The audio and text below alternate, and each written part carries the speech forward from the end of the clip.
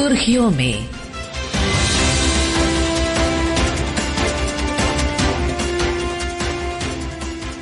ये आकाशवाणी है।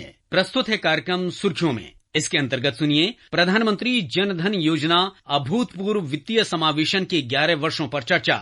इसमें भाग ले रहे हैं वित्त मंत्रालय में वित्तीय सेवा विभाग के संयुक्त सचिव डॉक्टर प्रशांत कुमार गोयल और पत्रकार रुचिका चित्रवंशी। नमस्कार, आपका स्वागत है आकाशवाणी के कार्यक्रम सुर्खियों में।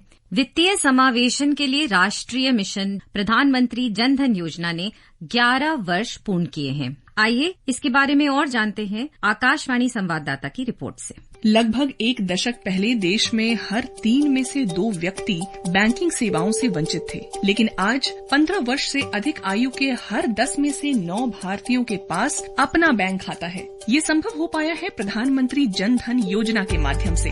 प्रधानमंत्री जन धन योजना को अगस्त 2014 में शुरू किया गया था। इस योजना का उद्देश्य प्रत्येक नागरिक तक बैंकिंग सेवाएं पहुंचाना और आर्थिक रूप से कमजोर वर्गों को मुख्य धारा से जोड़ना था। इस योजना के अंतर्गत 0 बैलेंस पर बैंक खाते खोले गए। खाते के साथ डेबिट कार्ड और 2 लाख रुपए तक का दुर्घटना बीमा भी दिया गया। इस योजना के तहत अब तक देश में 56 करोड़ से अधिक जन धन खाते खोले जा चुके हैं। इन खातों में 2.5 लाख करोड़ से अधिक की धनराशि जमा की जा चुकी है। इसे जन धन योजना की ही कामयाबी कहेंगे कि आज देश के सभी ग्रामीण क्षेत्रों में बैंकिंग सेवाएं उपलब्ध हैं। योजना के तहत 2/3 बैंक खाते ग्रामीण और कस्बाई इलाकों में खोले गए। जन धन खातों में से 56% खाते महिलाओं के नाम पर खोले गए हैं, यानी कि देश की आधी आबादी को बैंकिंग सुविधा देने में जन धन योजना का बड़ा योगदान है।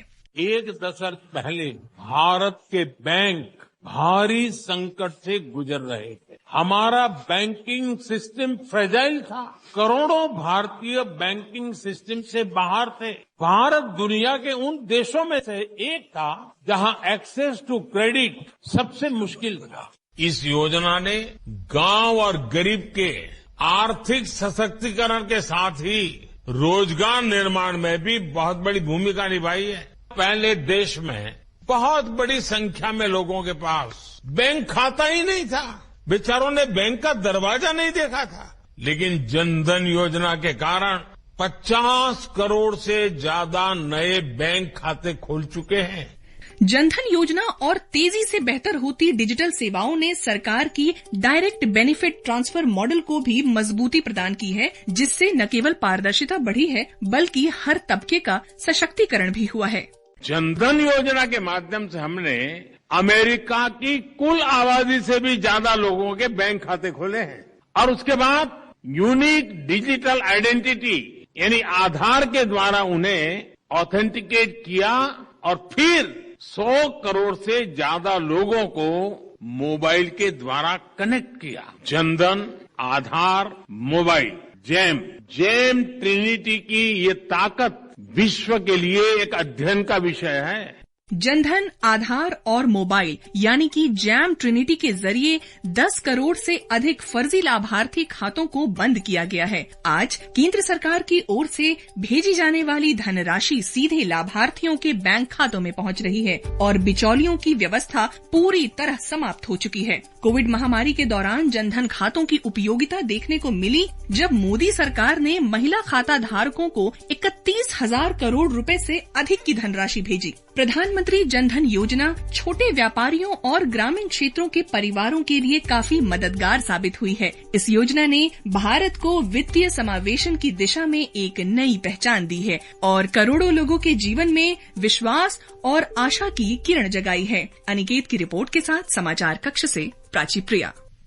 प्रधानमंत्री जन धन योजना के बारे में और जानने के लिए आज हमसे जुड़ रहे हैं डॉक्टर प्रशांत कुमार गोयल। डॉक्टर गोयल, बहुत बहुत स्वागत है आपका हमारे शो में। जी धन्यवाद। डॉक्टर गोयल, क्या आप हमें थोड़ा सा इस बारे में जानकारी दे सकते हैं कि प्रधानमंत्री जन धन योजना इन 11 वर्षों में किस तरह का प्रभाव लाई है हमारी सोसाइटी पर, किस तरह का बदलाव देखा है आपने? जी, जन धन योजना जब माननीय प्रधानमंत्री जी के द्वारा शुरू की गई थी उस टाइम हमारे देश में लगभग 7.5 करोड़ परिवार ऐसे थे जिनके परिवार में किसी भी सदस्य के पास एक भी बैंक का खाता नहीं था। तो जब भी इन लोगों के पास कोई भी सरकारी सुविधा पहुंचनी थी तो उनको कैश में पेमेंट की जाती थी और उसमें बहुत ज्यादा लीकेज होती थी। और उस टाइम की जब हम वर्ल्ड बैंक की रिपोर्ट देखते हैं तो हमारे जितने वयस्क लोग हैं, अडल्ट्स हैं, उनमें से आधों के पास ही अपना बैंक खाता था। तो उस टाइम ये मिशन मोड में काम शुरू किया गया कि हर एक परिवार के पास खाता हो। और जब ये लक्ष्य हमने 2 साल में पूरा कर लिया तो उसके बाद ये नया लक्ष्य रखा गया कि अब हमें देश के हर एक अडल्ट व्यक्ति को, वयस्क नागरिक को, उसको एक बैंक खाता देना है। तो मैं ये कहना चाहूंगा कि पिछले 11 वर्षों में हम इस मिशन में काफी हद तक कामयाब हुए हैं और अभी हम ये बोल सकते हैं कि लगभग 94-95% जो ऐसे हमारे नागरिक हैं 18 वर्ष की आयु के ऊपर, उनके पास आज की डेट में अपना बैंक का खाता। 56 करोड़ से ज्यादा जनधन अकाउंट्स खोले गए हैं हमारे देश में पिछले 11 वर्षों में। किस तरह के चैलेंजेस, किस तरह की मुश्किलें आई इस योजना को इम्प्लीमेंट करने में? जी बिल्कुल, मुश्किलें तो आई। सबसे पहले मुश्किल तो यही थी कि जो बैंकिंग थी 2014 से पहले, उसमें खाता जो था वो एक मिनिमम बैलेंस रखना पड़ता था, एक तो पैसा आपको अपने खाते में रखना ही पड़ता था, फिर आपका खाता खुलता था। और किसी भी गरीब आदमी के लिए बैंक में खाता खुलवाना इतना आसान नहीं था। जो बैंकिंग के हमारा सिस्टम है, प्रणाली है, वो उसी तरह से ही बनी हुई थी। तो सबसे पहले तो बैंकर्स को हमें कन्विंस करना पड़ा कि आपको इस तरह के खाते खोलने हैं जिसमें मिनिमम बैलेंस की जो रिक्वायरमेंट है, आपको जो अमाउंट उसमें रखना है वो 0 रहेगी, बिना बैलेंस के भी आपको खाता खोलना है। तो पहला चैलेंज तो यही था, बैंकर्स को इंसिस्ट करना। फिर दूसरा ये था कि अब इतनी बड़ी संख्या में परिवार हैं, इतनी बड़ी संख्या में लोग हैं जिनके पास खाते नहीं हैं, तो उनके तक कैसे पहुंचा जाए।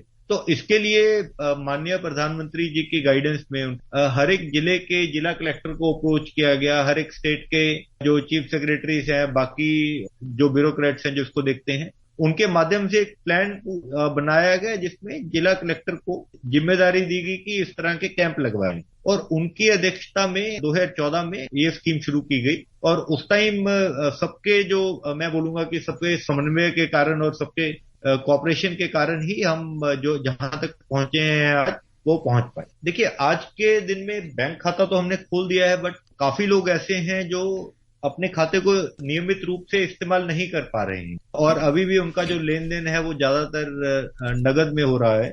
तो हम ये चाह रहे हैं कि सभी जो ऐसे लोग हैं जिनके पास खाता है लेकिन वो खाते का इस्तेमाल नहीं कर रहे और खाता निष्क्रिय हो गया है, डोरमेंट हो गया है, उन तक हम पहुंचे, उनके खाते को वापस हम एक्टिव करें। और ऐसे लोगों को हम फाइनेंशियल लिटरेसी के माध्यम से ये समझाएं कि अगर उनको कोई दिक्कत आती है खाता ऑपरेट करने में, उनको बताया जाए कि किस तरह करना है।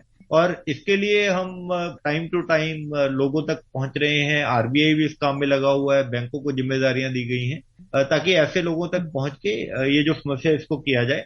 साथ में एक समस्या है कि कुछ लोगों के जो खाते हैं उसमें कोई भी बैलेंस नहीं है, जबकि ऐसे लोगों की तादाद लगातार कम हो रही है। अभी 8-8.5% के आसपास ऐसे लोग हैं। इस तरह की योजना लागू करने के लिए बैंकिंग इंफ्रास्ट्रक्चर बहुत ही मजबूत होना चाहिए और दूर दराज इलाकों में बैंक्स की ब्रांचेस रहें, बैंकिंग कॉरेस्पॉन्डेंट्स रहें अवेलेबल लोगों के लिए। इसके लिए आपने क्या कदम उठाए हैं? जनधन योजना का एक बहुत बड़ा हिस्सा यह था कि जो बैंकों की अवेलेबिलिटी है, उपलब्धता है, उसको बढ़ाया जाए। और जनधन योजना के साथ ही सरकार ने एक ये भी फैसला लिया कि जो भी गांव है उसके 5 किलोमीटर के अंदर हम एक बैंक लेके आएंगे या बैंक मित्र को लेके आएंगे, जो इंडिया पोस्ट पेमेंट बैंक है उसकी ब्रांच खोलेंगे ताकि लोग वहां तक पहुंच सके और उसमें अपना खाता खुलवा सके। तो पिछले 10 वर्षों में मैं ये कहना चाहूंगा कि हमने बहुत इसमें प्रोग्रेस की है और आज की डेट में बहुत ही कम गांव ऐसे बचे हैं जिनमें 5 किलोमीटर के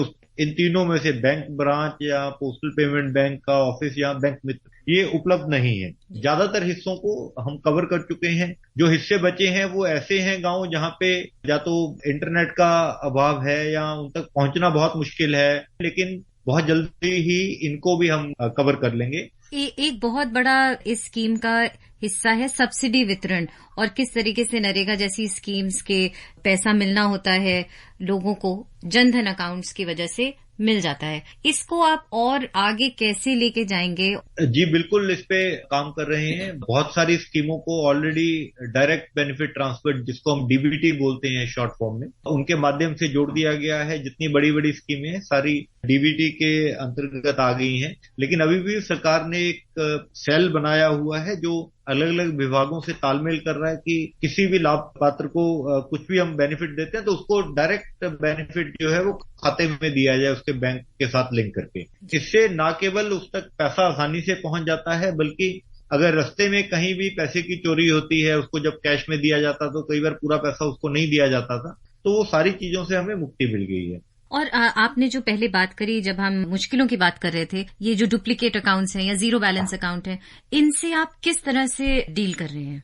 जी, हम गांव-गांव में कैंप लगा रहे हैं। 1 जुलाई 2025 से हमने 3 महीने के लिए एक कैंपेन स्टार्ट की है कि हम हर गांव में जाएंगे। जिला प्रशासन की वहां पे जो पंचायत है, पंचायत सचिव हैं, उनकी मदद लेकर और लोगों को इकट्ठा करके उनको ना सिर्फ विभिन्न जो वित्तीय स्कीमें हैं, जो वित्तीय सुविधाएं हैं, उनके बारे में बताएंगे, लेकिन साथ ही में जो ऐसे लोग हैं जिनका खाता निष्क्रिय पड़ा हुआ है, तो उनका केवाईसी करवाकर उनके खाते को हम चालू करेंगे। उनके खातों में अगर कहीं पे नॉमिनेशन नहीं है तो उनका नॉमिनेशन भी हम ले लेंगे। तो ये कैंप इन प्रोग्रेस में है, ये अभी 1-1.25 महीना और चलने हैं। तो मैं ये बोलूंगा कि आपके मंच के माध्यम से कि जहां जहां भी इस तरह के कैंप लगने हैं, पंचायत के द्वारा बताया जाएगा।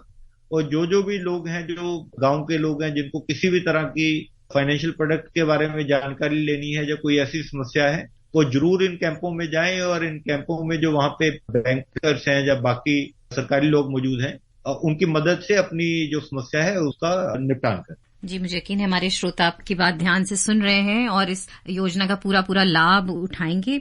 एक सवाल और मैं जो आपसे पूछना चाह रही हूँ वो है, जैसे भारत की अध्यक्षता में जब G20 यहाँ किया गया था, तब हमने काफी बाकी देशों को अपनी इन योजनाओं के बारे में बताया था। पीएम जनधन योजना भी उसमें से एक थी कि कैसे हमने फाइनेंशियल इंक्लूजन अचीव किया है अपने देश में। क्या और देश भी हैं जो हमसे सीख ले रहे हैं या हमारे साथ कोलैबोरेट करना चाहते हैं, कुछ सिमिलर करने का अपने देशों में, और हम किस तरह से उनकी मदद कर रहे हैं?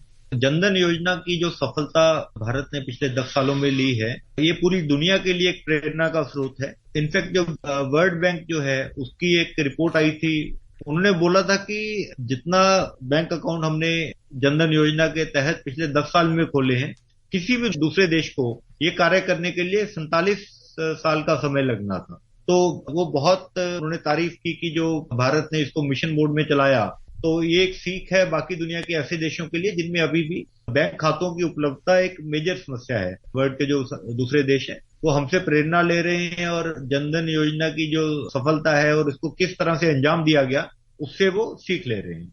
डॉक्टर गोयल, एक आखिरी सवाल आपसे पूछना चाहूंगी कि 1 दशक से ऊपर इस योजना को हो गया है, आने वाले 5 सालों में आप क्या देखना चाहेंगे? क्या कोई ऐसे गोल्स हैं जो आपने अपने लिए सेट किए हैं? जी बिल्कुल, हमने जो अपना अगला पड़ाव इसके लिए फिक्स किया वो ये है कि कुछ लोग जो लगभग 5 या 6% के लगभग हमारे नागरिक हैं, उनके पास आज भी बैंक खाता मौजूद नहीं है। तो ऐसे सब लोगों तक हम पहुंचे और उनको कन्विंस करके, मोटिवेट करके उनका एक बैंक खाता खुलवाएं।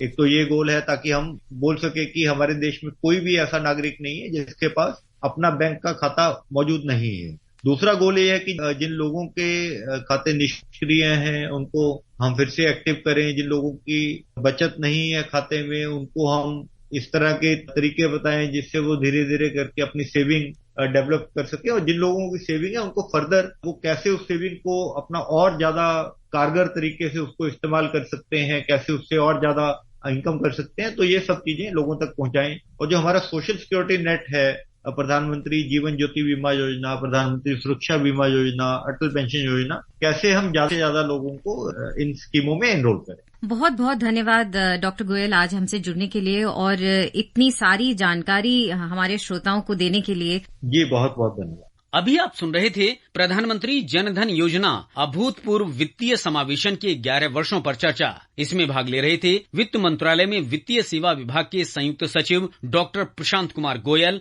और पत्रकार रुचिका चित्रवंशी। ये कार्यक्रम आकाशवाणी के समाचार सेवा प्रभाग द्वारा प्रस्तुत किया गया। इसे आप हमारे mobile app news on AIR और YouTube channel news on AIR official पर भी सुन सकते हैं। सुर्खियों में